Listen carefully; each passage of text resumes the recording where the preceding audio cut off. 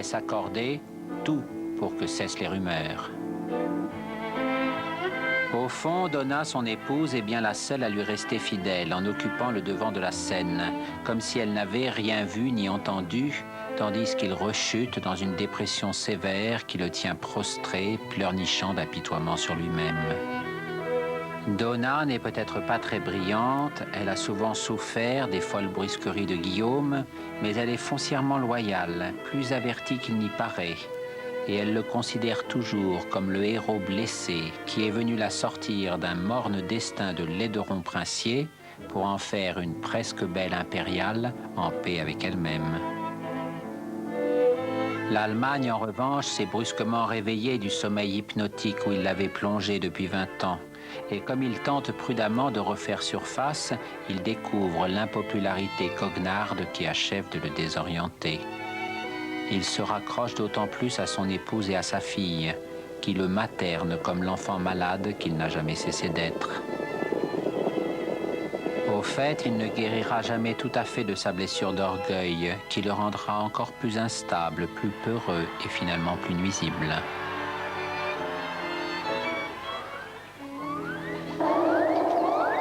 En attendant, puisqu'on se détourne et qu'on joue contre lui, il adopte le profil bas et rumine son amertume en n'ayant plus que des singes comme public, alors qu'il croyait dominer l'Europe quelques mois plus tôt.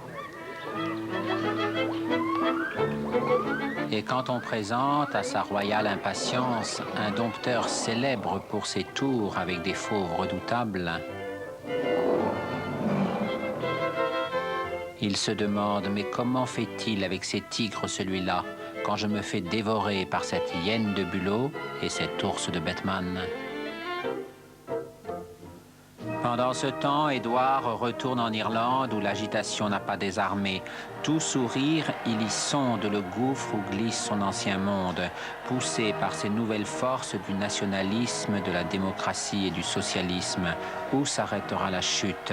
À la paix avec la liberté ou à la guerre avec des tyrannies imprévisibles? À Budapest, par exemple, le modèle de l'insurrection russe entraîne des émeutes d'un genre inconnu jusqu'alors.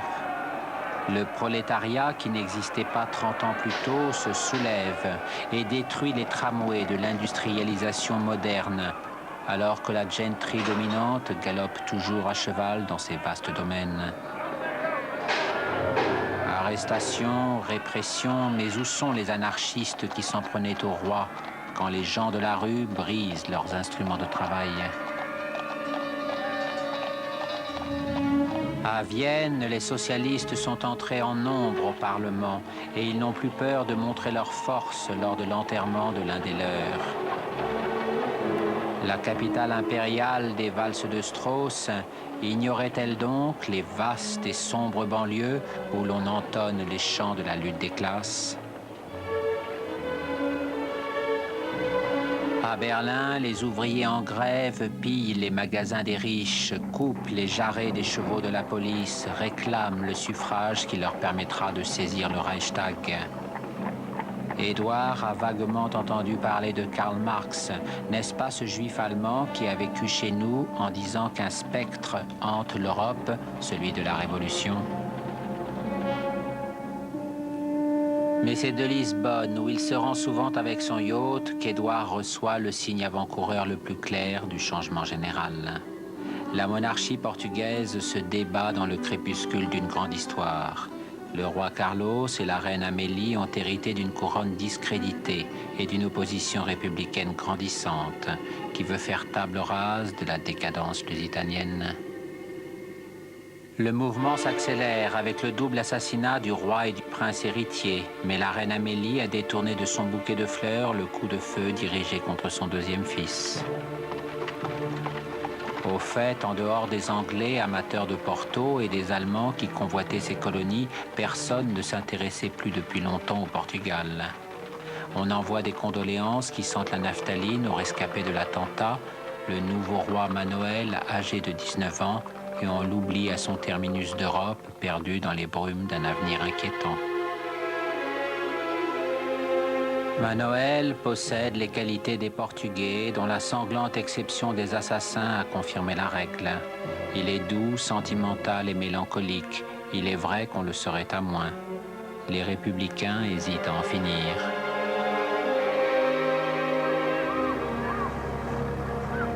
Profitant de ce répit, Édouard dépêche Sauveral, son grand ami portugais, pour amener le jeune roi jusqu'à Londres, afin que l'on sache qu'il le protège, et aussi pour lui prodiguer des conseils accélérés.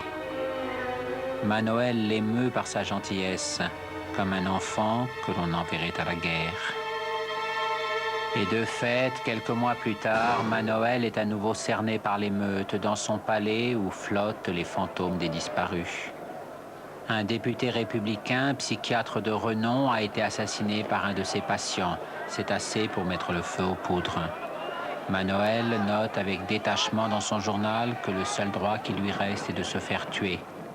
Mais sa mère n'a plus que lui. Il l'emmène à l'écart du palais que canonne la flotte républicaine depuis la rade de Lisbonne.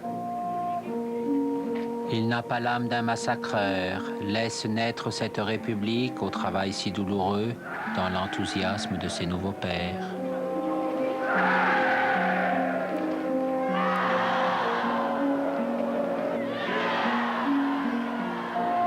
On s'embarque pour Gibraltar avec un adieu ma patrie que je ne reverrai jamais qui s'avérera exact. Un double régicide dans un pays réputé tranquille, des marins qui réussissent le coup du Potemkin, des exilés qui pleurent tant qu'on croirait le sel de la mer. Édouard avait bien entendu le glas des autres monarchies d'Europe dans l'écho de la fusillade de Lisbonne. C'est une révolution bien différente qui fait vaciller le sultan Abdulhamid sur le trône de Constantinople. Pas d'amiraux républicains, mais une armée qui veut restaurer la gloire de l'Empire, avec à sa tête l'obscur officier Enver de la garnison de Salonique, qui s'accommoderait d'une belle sultane, d'un titre de pacha et d'une constitution. Les cours royales qui considèrent les événements de Lisbonne avec des yeux d'autruche portent un regard de vautour sur les soubresauts ottomans. À vrai dire, la situation s'avère confuse. Abdulhamid joue au plus fin avec les rebelles, accorde tout ce qu'on lui demande et achète en Europe les armes qui lui permettront d'égorger dès que possible ceux qu'il appelle encore doucereusement ses chers enfants. Difficile de savoir sur qui porter la mise. Cependant, Enver ne semble pas être d'un genre à se laisser enfermer derrière les barreaux vermoulus d'un sérail doré par trop d'intrigues. Les consuls européens lui lâchent quelques crédits à tout hasard en se cachant les uns des autres. Enver en profite pour déposer brusquement Abdulhamid et sortir d'un réduit poussiéreux un vieux frère que le détrôné avait oublié d'étrangler. Mais Enver aime trop l'Empire pour ne pas le laisser s'adonner à son péché mignon des massacres de chrétiens, qui agitent un peu les opinions européennes et beaucoup les prétextes d'intervention des chancelleries.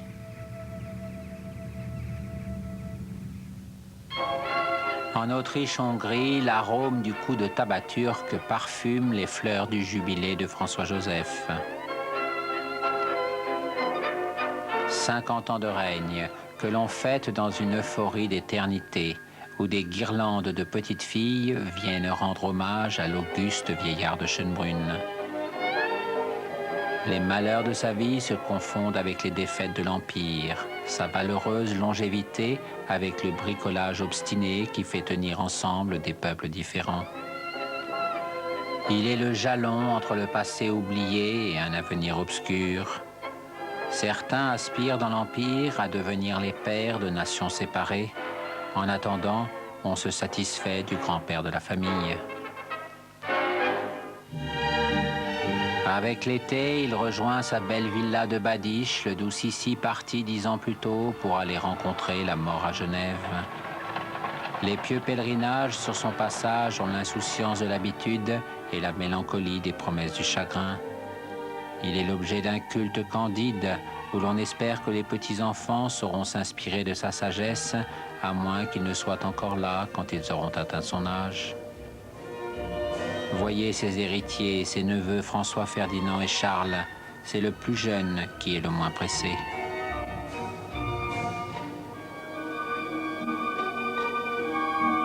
Il a bien mérité qu'on lui fasse un beau cadeau qui le consolerait des provinces qu'il perdit autrefois. La Bosnie, par exemple, qui appartient aux Turcs et qui est peuplée de tout l'arc-en-ciel des Slaves du Sud.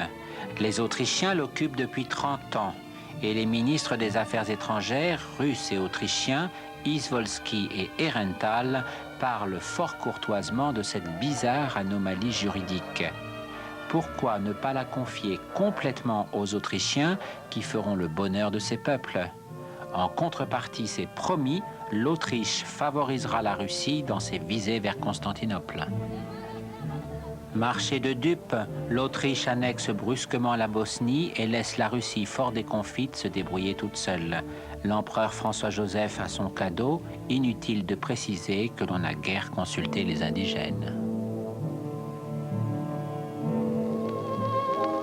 Or, Édouard s'est rendu quelques semaines plus tôt à Marienbad pour sa cure d'été, mais aussi pour dissuader François-Joseph de toute aventure balkanique qui humilierait la Russie encore affaiblie.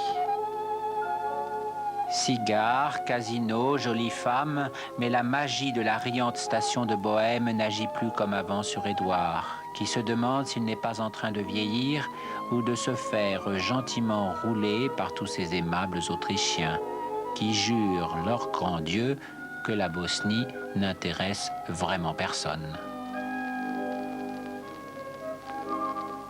François-Joseph lui-même élude toute conversation sur ce sujet inconvenant avec son cher vieil ami anglais. Et si vous me montriez plutôt cette invention automobile dans laquelle je ne suis jamais monté? L'empereur se laisse conduire, revient le rouge aux joues, rajeuni de 20 ans. Mais lorsqu'Édouard repart pour Londres, il s'aperçoit que François-Joseph a repris son vieux fiacre attelé d'un cheval fatigué. Je suis sûr qu'il me cache quelque chose.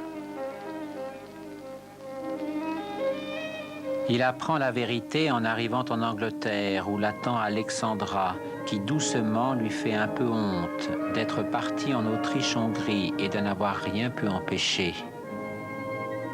Alors qu'on s'apprêtait à y porter grand tort à la Russie des neveux Romanov, comme au fragile équilibre de l'Europe. Édouard est d'autant plus ennuyé par tout ce manque de fair-play qu'il a aussi beaucoup d'amitié pour ce pauvre Izvolsky, le dindon russe de la mauvaise farce autrichienne.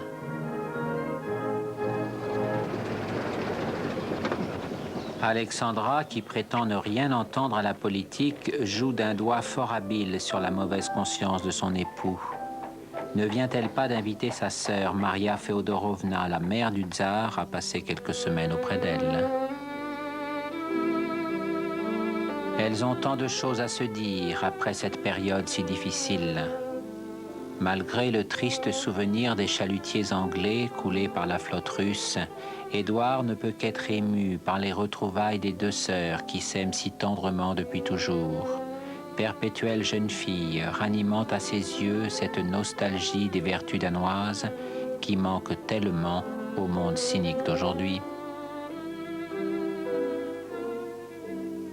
C'est à tout cela que pense Édouard lorsqu'il se presse à Douvres pour accueillir le nouveau président de la République française, Armand Fallières, dont la méridionale bonhomie lui plaît aussitôt. De son côté, Alexandra ne paraît plus du tout dure d'oreille auprès de l'avenante alliée officielle de la Russie. Or, puisque l'Angleterre et la France se comprennent décidément de mieux en mieux, n'est-il pas temps pour elle de se préoccuper de cette Russie affaiblie et amère qui patauge dans ses malheurs à l'autre bout de l'Europe? Édouard y songeait bien sûr, mais il en est convaincu maintenant. Ce n'est plus à deux, mais à trois qu'il faut bâtir l'entente cordiale.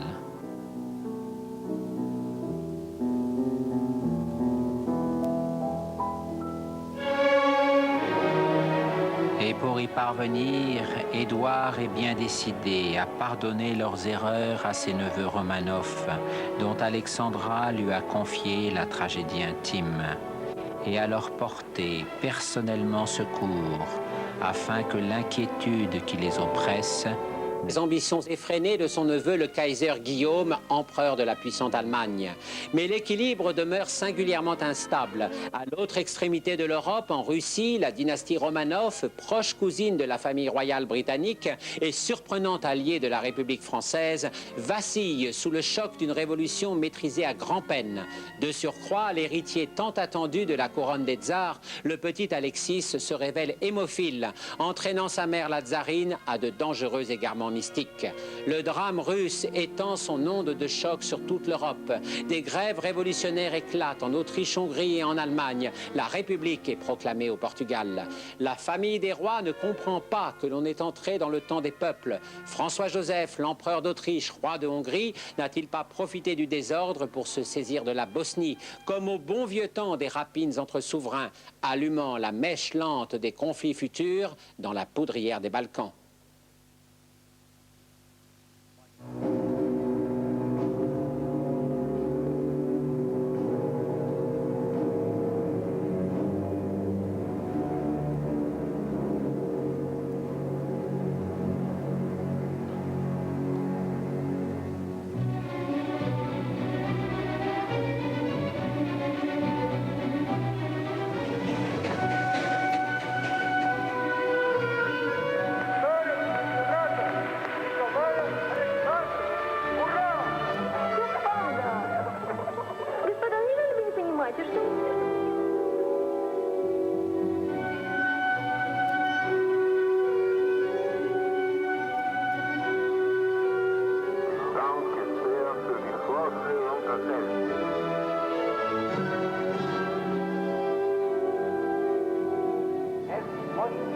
Das wird nun entscheiden.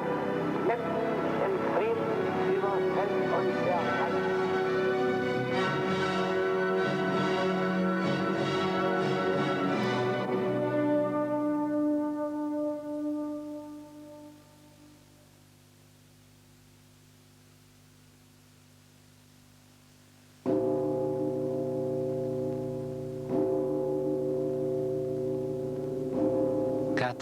Après sa guerre désastreuse contre le Japon et la révolution péniblement contenue qui s'ensuivit, la Russie semble sur la voie d'un rétablissement spectaculaire.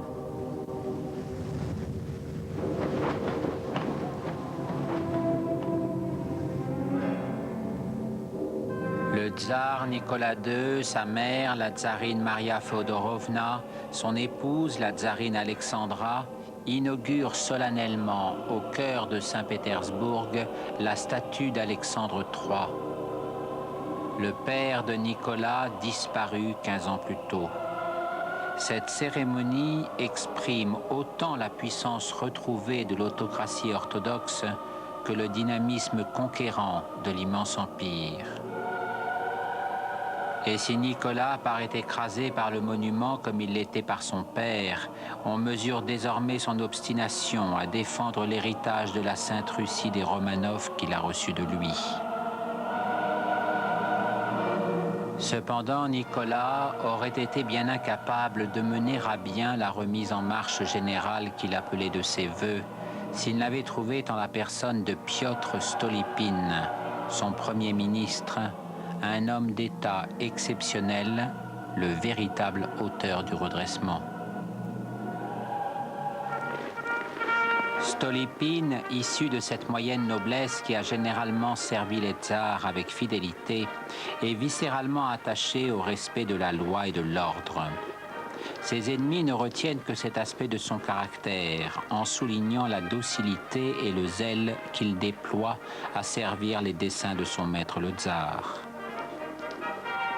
Et de fait, il a abattu une poigne de fer sur la Russie quand Nicolas aux abois lui a confié le gouvernement d'un empire en état d'insurrection permanente. Arrestations, cours martiales, jugements expéditifs, exécutions qui exaspérèrent la résolution des extrémistes ont répandu la terreur d'État en répondant coup sur coup au terrorisme.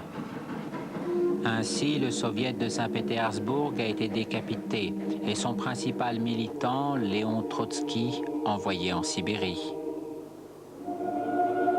De misérables cohortes de prisonniers, convoyés par train et sur les fleuves, se sont retrouvés relégués dans des contrées inhospitalières, jusqu'à ce que le grand froid de Sibérie vint recouvrir peu à peu les derniers soubresauts de la révolution brisée.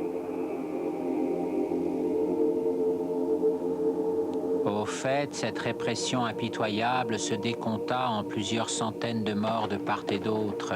Aucune comparaison possible avec ce qui suivra plus tard. Et même les relégués ne connurent pas les souffrances et la déchéance de l'archipel du Goulag.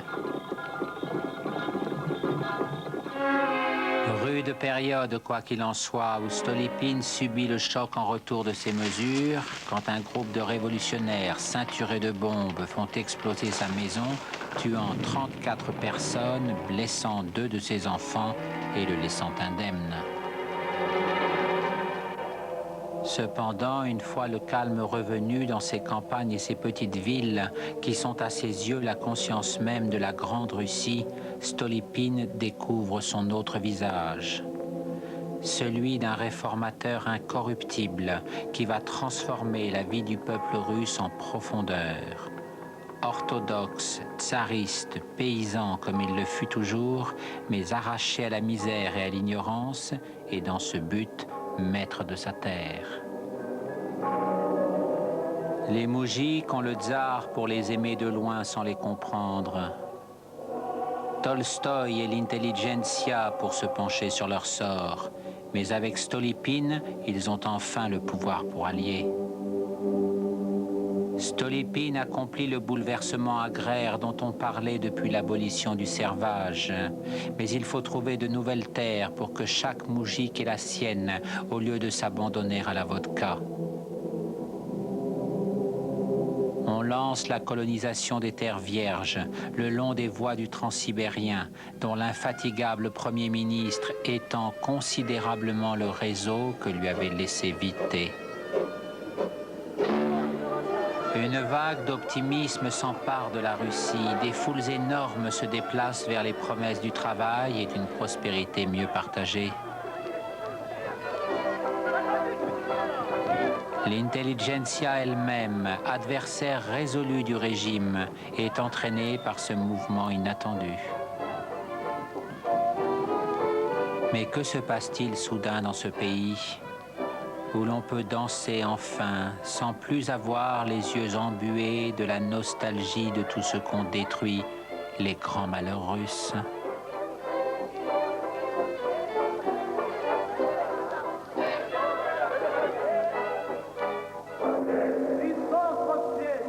La volonté de Stolypine s'impose à l'ensemble du corps de la Sainte Russie, et il persuade le tsar dont il ne juge pas les manques et ne retient que la loyauté et le courage de sortir de sa réclusion et de se montrer à nouveau au peuple russe comme le petit père qu'il révérait autrefois.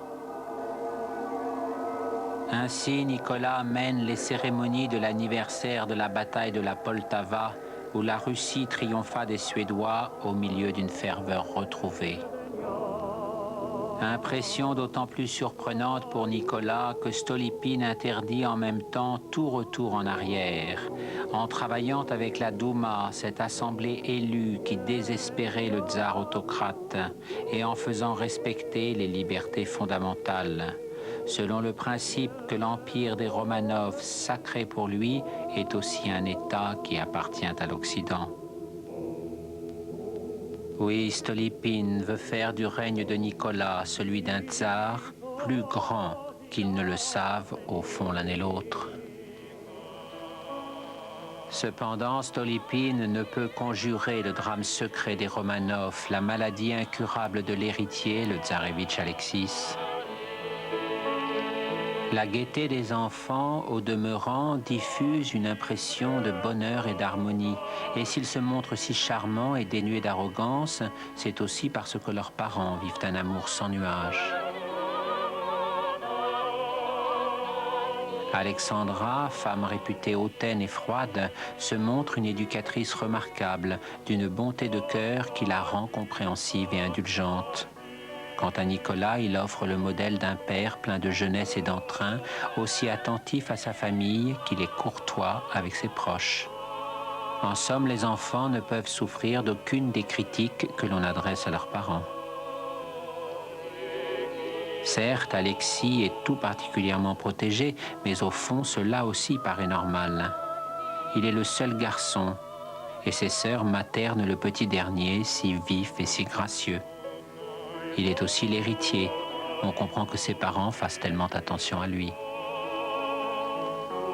Et on ne devinerait rien de la terrible réalité si elle ne venait ravager l'amour maternel d'Alexandra. La tsarine n'est pas seulement crucifiée par le danger qui pèse sur Alexis, elle se reproche aussi d'en être coupable. Sa cousine germaine, Victoria Eugénie d'Espagne, a également transmis l'hémophilie à ses fils. Et sa sœur Irène connaît le même malheur avec les siens. Loin de la disculper, cela renforce en elle le sentiment d'une malédiction obscure. Car le tsarévitch peut mourir à chaque instant, dans de terribles souffrances et sans aucun remède de la science. Le mal est d'autant plus redoutable qu'il est sournois. Alexis traverse de longues périodes où il paraît en parfaite santé. Et comme c'est un enfant qui déborde de vie, il est très difficile de lui refuser les amusements des petits garçons de son âge. On essaye seulement de le surveiller en permanence. Cette attention est d'ailleurs néfaste. Il devient capricieux, s'ingénie à courir des risques en jouant de sa maladie comme d'un pouvoir. Mais comment faire autrement, alors que la moindre chute peut lui être fatale ? Cet épouvantable dilemme ravage la conscience de ses parents, tandis qu'ils demandent les jeux, le tricycle, le poney.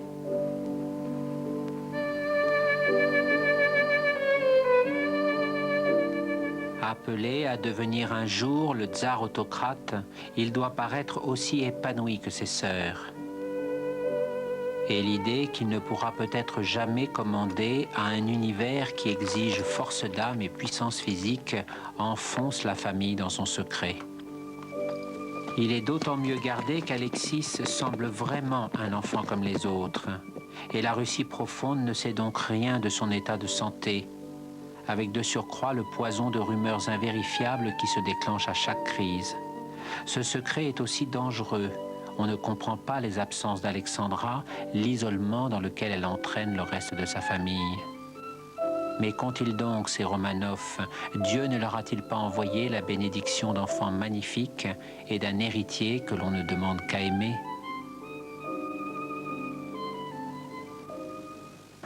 Le mystérieux désarroi du couple impérial éveille aussi des ambitions, celles du jeune moine Héliodore notamment.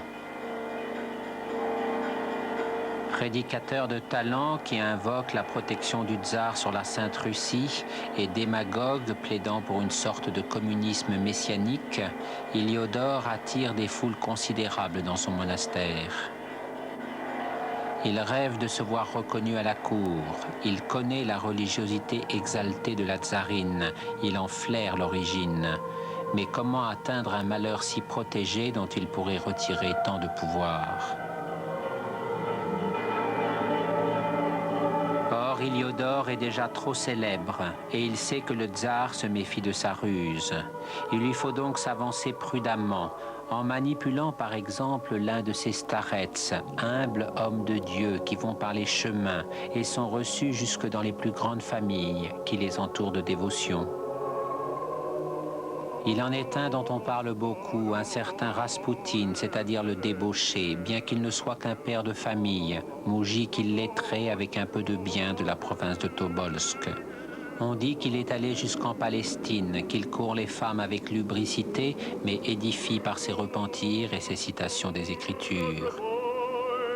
Héliodore le repère et lui ouvre les portes de l'aristocratie. Sale, pauvre, pécheur, Raspoutine ne serait qu'un starets parmi d'autres s'il n'était aussi rusé et doté d'un magnétisme envoûtant. Et s'il n'y avait eu la terrible maladie, les chemins du tsarevitch Alexis et de sa famille n'auraient sans doute jamais croisé celui de cet étrange homme de Dieu. Mais l'exaltation d'Alexandra, la naïveté de sa protégée Anna Virubova les poussent à chercher le miracle qui sauvera l'enfant. Anna Virubova est une malheureuse qui ne vit que pour la tsarine. Elle facilite l'ultime étape dans l'ascension de Raspoutine. Et personne ne se formalise vraiment de la présence discrète de Raspoutine dans l'intimité des Romanov comme une sorte d'icône paysanne de l'âme de la Sainte Russie. Nicolas l'aime bien. Raspoutine, c'est de si belles histoires de Sibérie qui fascinent les enfants et de si bonnes prières qui rassurent la tsarine.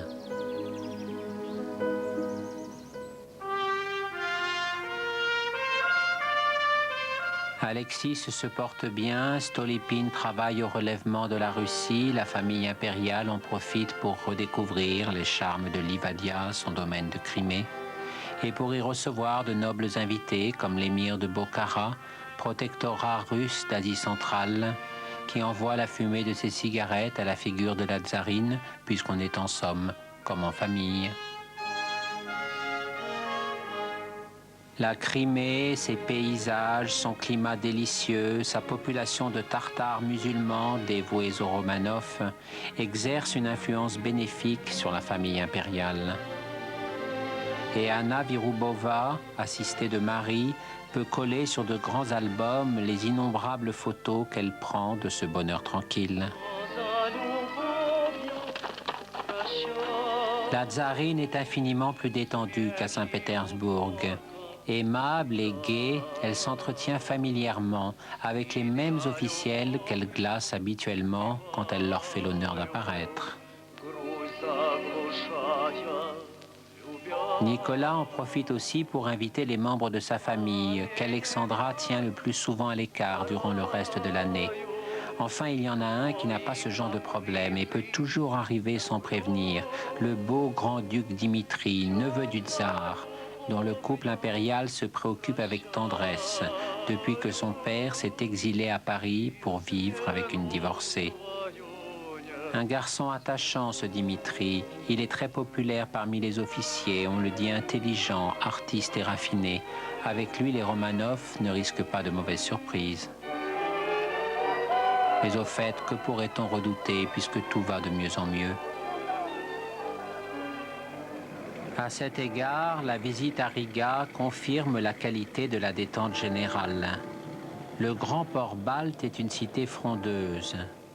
Et Stolypine a dû beaucoup insister pour que la famille impériale s'y rende. Si la noblesse d'origine allemande est fidèle au tsar depuis le temps de la Grande Catherine, elle a aussi de solides attaches en Prusse. Quant à la population estonienne, elle résiste à la russification et bien des révolutionnaires en sont issus. Avant Stolypine, la police n'y aurait jamais risqué la famille impériale, mais les temps ont décidément changé. L'accueil est chaleureux et Nicolas ne peut manquer d'être impressionné par l'état des esprits. Là où il n'y avait rien d'autre que la violence, entre le système impérial et les terroristes, se déploie désormais une société bien vivante, qui ne prend peut-être plus le tsar pour l'autocrate orthodoxe qu'il voudrait être, mais ne lui marchande pas son attachement et sa ferveur. Stolypine dispose aussi d'une alliée précieuse dans la famille impériale, Maria Féodorovna, la mère de Nicolas, qui est toujours restée proche de la cour d'Angleterre durant les temps difficiles. Et maintenant, la tsarine mère vient rejoindre le Standard pour y recueillir les fruits de sa diplomatie familiale. En effet, Édouard, son beau-frère, la reine d'Angleterre, sa chère sœur, sont attendus au large de Reval sur la Baltique pour mettre fin à l'ostracisme qui frappait les Romanov et la Russie. Édouard prend beaucoup de risques en venant à Reval. L'opinion anglaise est encore très montée contre les Russes. Mais il a toujours aimé ses neveux Romanov. Il considère que le retour de la Russie en Europe est indispensable à son équilibre.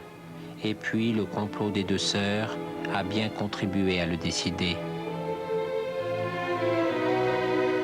Il n'hésite d'ailleurs pas à décerner à Nicolas une brochette de commandements honoraires dans l'armée britannique. Et le tsar, qui l'a accueilli avec émotion au milieu de toute la famille, vacillant entre les embrassements et les larmes, ne se sent plus de joie avec son bonnet à poil, symbole encombrant et dérisoire de la fin de sa solitude. Le président Fallières suit quelques jours plus tard. La République française est susceptible. Sera-t-elle aussi bien traitée que le roi d'Angleterre?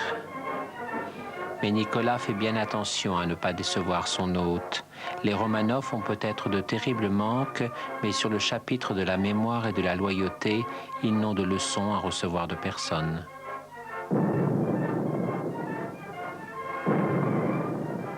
Ainsi, l'entente cordiale se joue désormais à Troyes. Et l'année suivante, les Romanov se rendent à leur tour en France et en Angleterre. Les blessures de la grande crise ne sont pas pour autant guéries. Le président Fallières les reçoit à Cherbourg, loin des agitations démocratiques de Paris.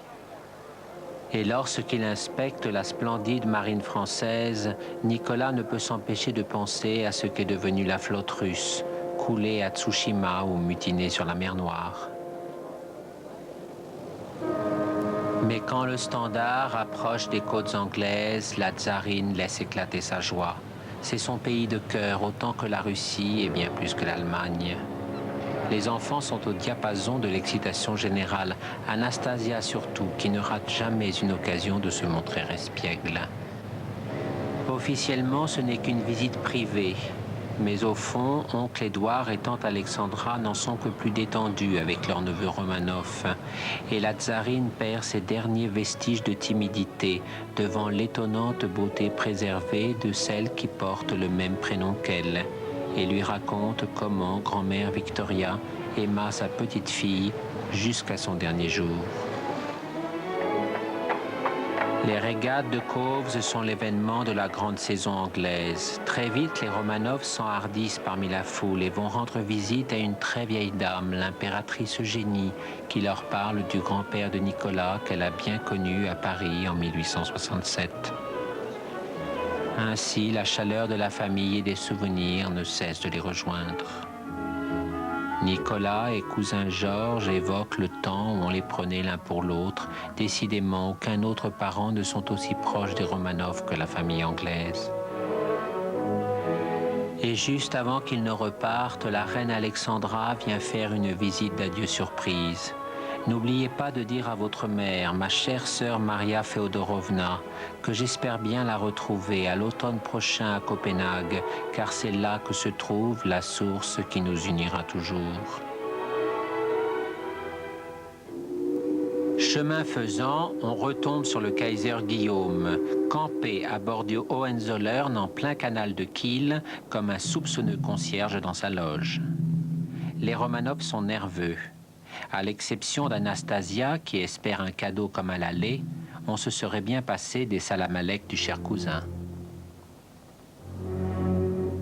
De fait, Guillaume est furieux de constater que l'entente cordiale se renforce sous ses yeux impuissants, et le parfum de la malveillance flotte sur les bouquets de tubéreuses dont il recouvre les passagers du Standard.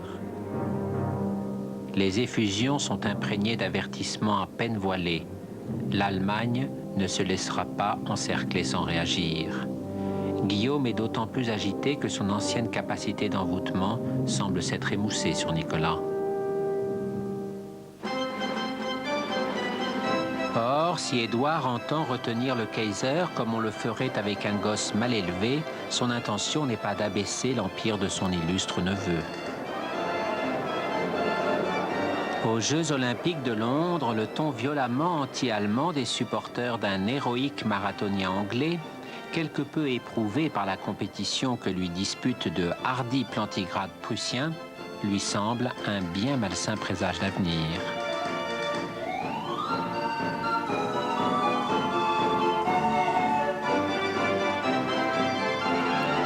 Le concert de sifflets qui accompagne la remise de trophées par Alexandra à divers champions allemands souligne cette mauvaise impression. Même si Alexandra affirme n'avoir rien entendu, trop dure d'oreille peut-être, ou trop contente pour insister auprès de son époux embruni. Ce que l'on rapporte à Édouard des activités de Guillaume lui paraît en fait plutôt encourageant. Le Kaiser se comporte comme s'il avait retenu les leçons de l'impopularité. Accompagné d'un nouvel et inséparable ami, le teckel Esmond, il continue certes à faire étalage de son imprévisible fantaisie et du vernis d'encyclopédie de sa culture, mais c'est dans le domaine de tout repos des inaugurations inutiles, où le chaperon à quatre pattes et quelques barbons en habit expriment une admiration sans danger à leur seigneur et maître. Le voyage du Kaiser à Londres s'était soldé par un désastre. Édouard, dans la grande patience qu'il lui témoigne, opte pour une nouvelle tentative de rapprochement et persuade Alexandra de l'accompagner à Berlin. Hélas, il fait un temps glacial. Édouard prend froid et se sent mal. Il remarque avec une mauvaise humeur grandissante que Guillaume lui inflige un programme de parade en plein air, tout en s'informant de sa santé avec le zèle suspect d'un neveu trop pressé à l'égard d'un vieil oncle à héritage. Cette bizarre ambiance s'alourdit avec la visite qu'Édouard rend à l'hôtel de ville de Berlin, où le Kaiser brille soudain par son absence car il boude ce genre de pratique trop démocratique. Une pierre dans le jardin d'Édouard. Bref, on patauge comme avant entre méfiance et agacement, et Édouard repart bien plus inquiet et aussi plus fatigué qu'il ne l'était en arrivant. Mais au fait, Guillaume s'en moque. Il pense que son oncle a beaucoup vieilli et qu'il va mourir bientôt. Et comme les Allemands semblent avoir oublié ses propres écarts de conduite, il est impatient de mettre fin à la comédie de la modestie pour faire sa grande rentrée dans le rôle qu'il affectionne, de l'artiste magicien de l'épopée germanique moderne. L'Empire n'a pas de tradition politique. Il est mûr pour se fondre à nouveau dans les visions héroïques de son Kaiser. Mais Guillaume, qui a le talent de séduire ceux qu'il rencontre et dont nul ne conteste l'intelligence désordonnée mais brillante, est bien décidé à ne pas se faire reprendre au piège de l'impopularité. Fringant coursier de ses propres fantasmes au début de son règne, c'est maintenant un cheval de retour vieillissant, accroché aux ficelles de la démagogie. Donna, son épouse, le trouve prophétique comme d'habitude, et au fond elle n'a pas tort. Mais Guillaume, de surcroît, s'ennuie avec tous ces beaux jouets. Il multiplie les distractions et les croisières du Hohenzollern n'ont jamais été aussi longues. Comme il est désormais plus prudent dans ses affections, elles se déroulent en famille. Petits-enfants, Donna, leur fille Victoria-Louise, comme les 7 nains de leur Blanche-Neige moustachue à la découverte émerveillée des paysages de Corfou. Guillaume s'est amouraché de la Grèce depuis qu'il a racheté la villa Achilléone de Sissi, et son imagination fertile annexe les héros de la guerre de Troie à ceux des légendes germaniques, tandis que le Hohenzollern accoste enguirlandé de rameaux d'olivier. La famille royale grecque supporte stoïquement ses arrivées triomphales. Et sur la terrasse de l'Achilléone, sa sœur Sophie ne lui reproche plus d'avoir si longtemps refusé son mariage avec le diadoque Constantin. Dans les jardins enchanteurs où il a fait effacer brutalement les souvenirs de Sissi, il se promène dans le seul passé qui l'intéresse. Celui où un Achille dressé à son image remplace l'Achille mourant qui berçait les morbides nostalgies de l'impératrice d'Autriche. Et pas question de s'attendrir sur le panorama de l'île des morts. En revanche, Garden Party, orchestres et pique-niques, avec un peu d'archéologie en prime, pour enrichir les musées de Berlin où l'on félicitera chaudement le Kaiser d'avoir retrouvé Agamemnon jusqu'à Corfou. Et si les nouveaux Grecs ne ressemblent qu'assez vaguement à ceux qui enfièvrent ces rêveries homériques, Guillaume se réconforte avec l'élixir de se sentir si populaire. Il est vrai qu'avec une suite de 100 personnes et leur abondance de marques, le Kaiser est paré des attraits fortement résinés de tous les dieux de l'Olympe. Le Kronprinz tente de profiter des absences de son père pour conforter sa position. Mais si le roi d'Italie le reçoit, c'est pour lui faire sentir qu'il n'est encore qu'un second rôle. On le déteste aussi dans les royaumes vassaux de l'Empire, où la vie se déroule paisiblement, si loin de la frivolité mondaine et de la morgue prussienne qu'on lui reproche. Et si Louis de Bavière ne ressemble guère à ce qu'était son cousin, le protecteur de Wagner, il n'a rien de commun non plus avec le futur héritier de l'Empire allemand. En Saxe, c'est encore plus clair. Le roi Frédéric Auguste n'a aucune sympathie pour ces flambards d'Hohenzollern. Et il pense qu'à chaque génération, on ira de mal en pis. Théâtre d'ombre pour les nouveaux acteurs de la lutte des classes, qui réclament le suffrage universel en Prusse et sont déjà entrés au Reichstag allemand. Rosa Luxembourg les organise, mais ils ne sont qu'une avant-garde que Guillaume déteste et peut encore étouffer dans les remugles du militarisme allemand. Enfin, il lui faut faire vite, car le socialisme grandit et l'éloquence de Jean Jaurès vient d'enflammer le Congrès internationaliste de Berlin. Une autre force se dessine en Allemagne, qui promet une paix et une liberté à l'opposé de la non-guerre en casque-à-pointe. Ainsi, les névroses, les craintes et le désœuvrement du Kaiser lui font ressaisir avidement tous les hochets de l'arrogance impériale. La majorité des Allemands s'est de nouveau assoupie dans la prospérité d'un règne qui dure depuis longtemps.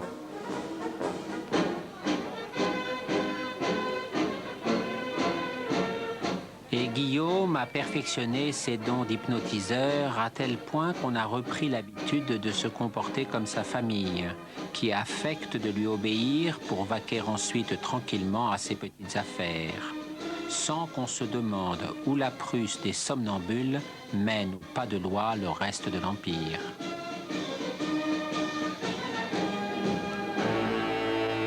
Guillaume martèle un leitmotiv au long de ses innombrables discours. La supériorité allemande se heurte à un cercle d'envieux sournoisement animé par le Lucifer britannique. Cette obsession que partagent le Kronprinz et ses amis des dangereux cercles pangermanistes pénètre facilement le vide de la pensée politique et l'on trouve naturel et rassurant de voir le Kaiser, ses enfants et leurs épouses endosser les macabres uniformes des hussards de la mort pour monter la garde de la culture allemande. Redoutable aberration pour laquelle l'aimable Kronprinz brûle de passer aux travaux pratiques.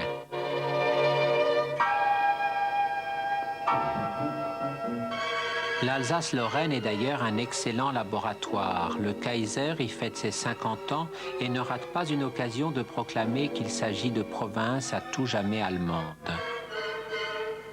Les populations s'en accommoderaient peut-être si cette Allemagne n'était pas délibérément prussienne. De compréhensifs gouverneurs en ont fait les dépens. L'armée se livre impunément à des provocations exaspérantes qui humilient d'un côté des Vosges et surexcitent les nationalistes français de l'autre côté.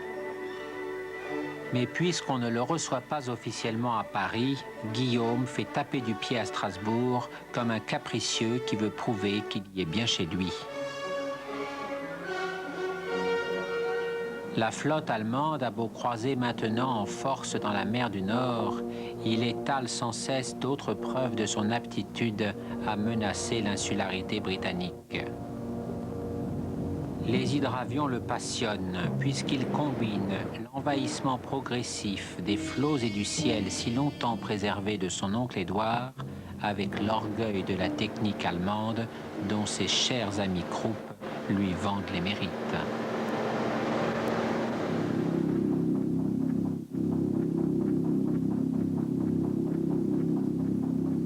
Mais au fond, rien ne vaut les zeppelins. Ce sont les cuirassés volants du Kaiser, frères jumeaux des dreadnoughts qu'il lance sur les mers, et monstres dociles, glissants comme des menaces de mort et de débarquement. Les énormes dirigeables suscitent un enthousiasme indescriptible parmi les foules allemandes, et la presse salue le comte Zeppelin comme le nouveau Bismarck des horizons infinis. Le brillant inventeur est un pacifique qui voudrait rapprocher les hommes, mais comment résisterait-il au déferlement des louanges impériales et d'une propagande nationaliste enfiévrée? Et puis, ces usines du Bodense lui coûtent cher, et la défense de l'Empire sait se montrer si généreuse sur ordre du Kaiser. Tout de même, Donat, qui a les pieds sur terre, s'inquiète un peu. Que vont penser les Anglais, qui n'aiment scruter les nuages que pour pouvoir parler du temps qu'il fait? La présence fantomatique des sinistres pigeons voyageurs du Kaiser fait planer dans le ciel d'Europe le message d'un perpétuel danger germanique. Or, la Belgique est un pays qui agace Guillaume. Le roi est de lointaine ascendance allemande, la reine est princesse de Bavière. Avec tous leurs flamands roux comme des Celtes, ils devraient rejoindre le Grand Empire. Mais aussi étrange que cela paraisse à Guillaume, Albert et Élisabeth sont les plus belges de leur royaume, démocrates et cultivés, à qui le militarisme prussien fait horreur. Guillaume les sent tellement inoxydables qu'il se montre débordant d'amabilité circonspecte, tandis que les Bruxellois l'accueillent avec une confiance poignante quand on songe à ce qui leur arrivera bientôt. Tout de même, Albert se méfie. Il sait que Bruxelles est sur la route de Paris, dans les plans d'état-major allemand. On ne fera que passer, a murmuré Guillaume, mi-figue, mi-raisin, sans oser soutenir son regard. Et Albert vient marteler sa réponse à Berlin, en flamand comme en wallon. C'est un non, clair et net. Le plus curieux, c'est que le Kaiser ne souhaite pas la guerre. Ces soldats de plomb, ces fanfaronnades, la tension générale suffisent à ce joueur puéril, qui pense pouvoir quitter la partie si elle menace de s'emballer. Intelligent et froussard en même temps, il devine que les forces qu'il flatte en permanence lui échapperaient. Mais il triche aussi, en espérant que son chancelier, le timide Bethmann Hollweg, tirera à temps sur le signal d'alarme, alors qu'il l'a choisi précisément pour le dévouement d'acolyte qu'il met à battre ses cartes biseautées.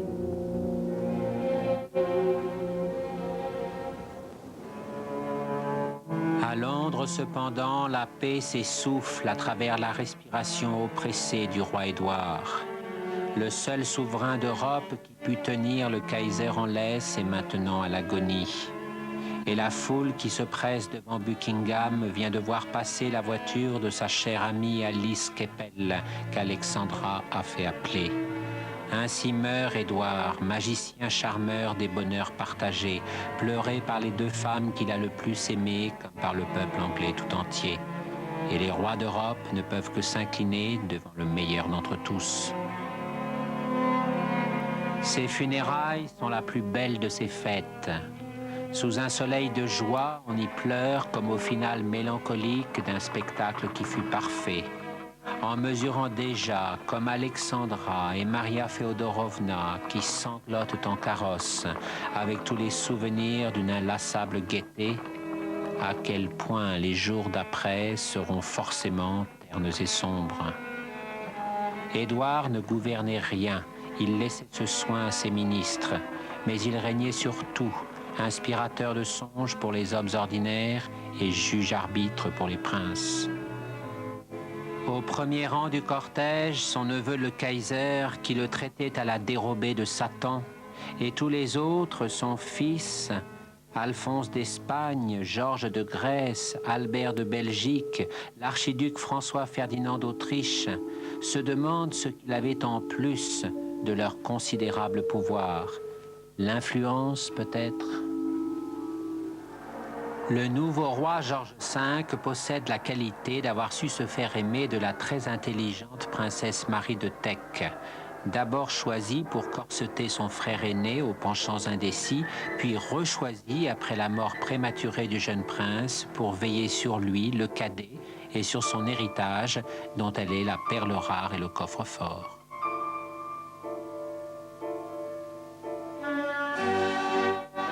Édouard n'aimait pas les voyages loin d'Europe. En revanche, Georges et Mary n'hésitent pas à se rendre jusqu'à Delhi pour se faire couronner empereur et impératrice des Indes au cours d'une cérémonie exotico-grandiose où s'auto-glorifie la puissance planétaire britannique. Mais tandis que les Maharajas les plus puissants s'inclinent pour faire allégeance, loin du sortilège indien, les souverains d'Europe saisissent que l'Angleterre est en train de faire volte-face, en se repliant à nouveau sur ses possessions d'outre-mer. Certains pour le regretter, comme en Russie, et d'autres pour s'en réjouir, à l'instar du Kaiser.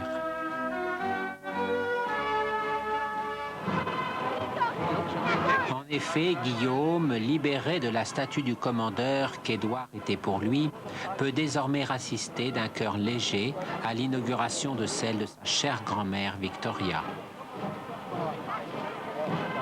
Et il ne tarit pas d'éloges non plus sur son cousin germain, le nouveau roi d'Angleterre, qui a le bon goût de paraître attentif à ses précieux conseils.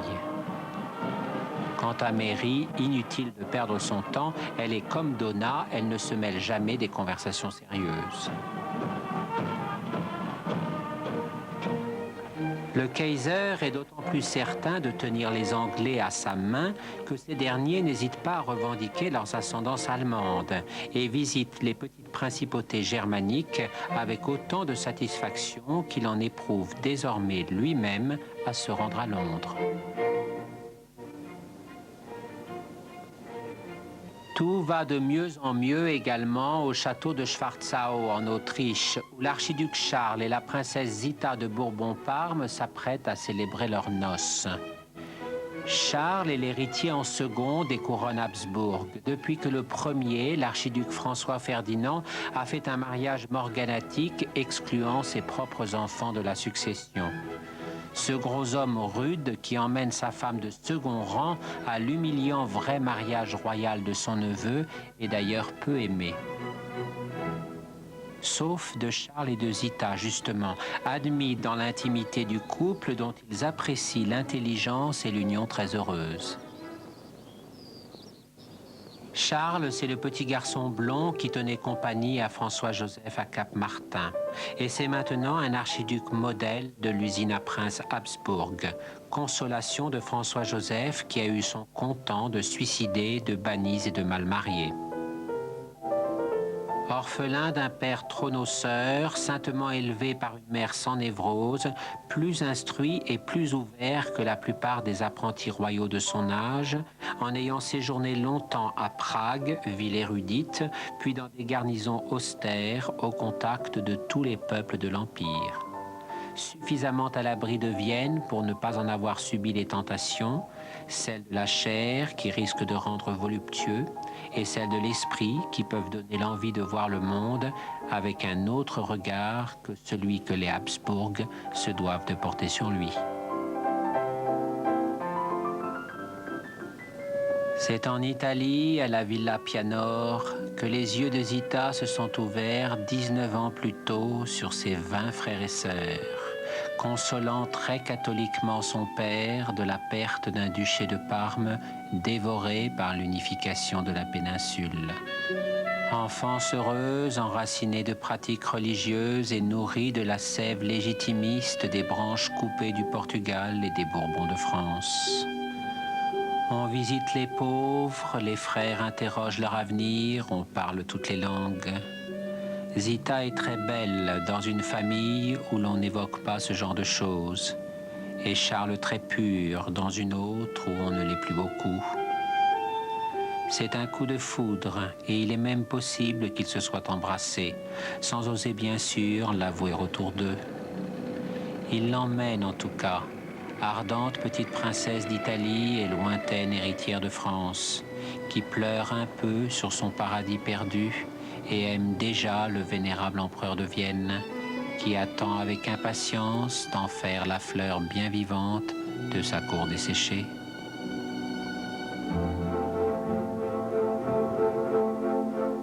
On est en octobre, mais il fait un temps glorieux, celui de Zita, à l'automne de François-Joseph. La famille Habsbourg est venue en nombre au signal de l'empereur. Rien à voir avec le mariage de proscrits qu'avait connu François-Ferdinand et celle qu'il imposa, duchesse de Hohenberg, maintenant souriante à ses côtés parmi toutes les dames blanches qui ont sur elle la préséance. Marie-Valérie, fille de Sissi, cousine de Saxe au duvet de patronnesse, bourdonnement des petits Bourbons-Parme qui savent vaguement qu'il existe ailleurs d'autres femmes, mais l'oublient sous le regard de leur mère. Les Habsbourg n'ont pas le matu vu au Hohenzollern. Quand on a mis près de 800 ans pour marier une province après l'autre, on préfère les vertus de la noce au village au tintamarre des épousailles de nouveaux riches.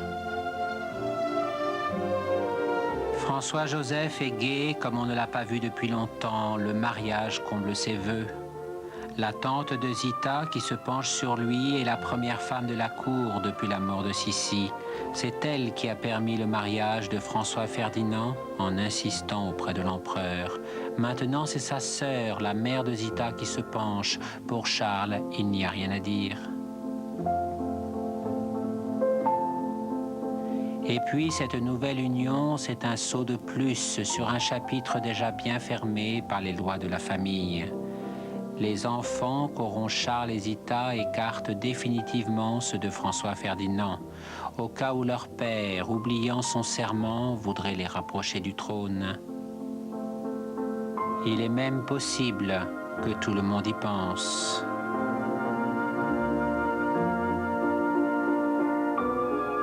Une petite fille du village apporte des fleurs au vieil empereur. Marie-Valérie, la mère de Charles, puis François-Ferdinand s'entremettent. Ils ont échangé tant d'épines 10 ans plus tôt. Mais Charles et Zita sont bien trop jeunes et trop épris pour prêter attention à des souvenirs amers. Tout à l'heure, il y aura bal, l'Orphéon qui défilait sous la terrasse. Et François-Ferdinand, qui n'aime ni danser, ni beaucoup ses cousines, en rajoute encore un peu. Pour ces messieurs du cinéma, peut-être. Enfin, ils ont aussi Zita pour nouvelle héroïne, d'une belle histoire qui commence et dont personne ne songe qu'elle s'achèvera très mal. Alors que déjà l'empereur veut s'en aller, mais seulement pour la photo souvenir, que l'on prendra dans le jardin. Vers 5 heures, il rentre à Vienne. C'est un homme qui ne reste jamais longtemps loin des dossiers de l'Empire. Son fidèle ordonnance l'a rappelé discrètement au temps qui passe. Un officier de marine hongrois du nom d'Orti, trop modeste pour s'être mêlé aux Habsbourg sur la terrasse de Schwarzau, et trop rancunier pour leur permettre de revenir sur celle du palais royal de Budapest au jour où il l'aura pour lui tout seul.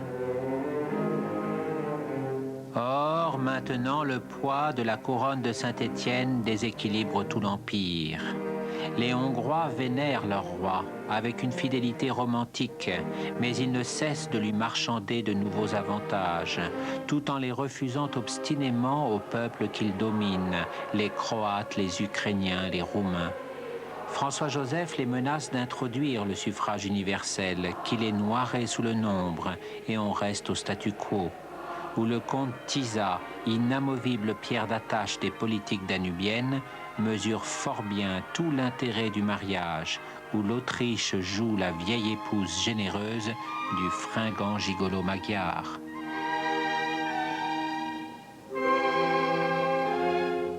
Cependant, les dégâts de cette crise lancinante se font sentir jusqu'à Prague, joyau de l'Empire Habsbourg, qui réclame le même statut pour les Tchèques. Les Sokols, sociétés de gymnastique à l'organisation paramilitaire, y convoquent de grandes réunions des Slaves de l'Empire, où le sport n'est plus qu'un prétexte pour affirmer un nationalisme qui se renforce de la solidarité des démocrates occidentaux.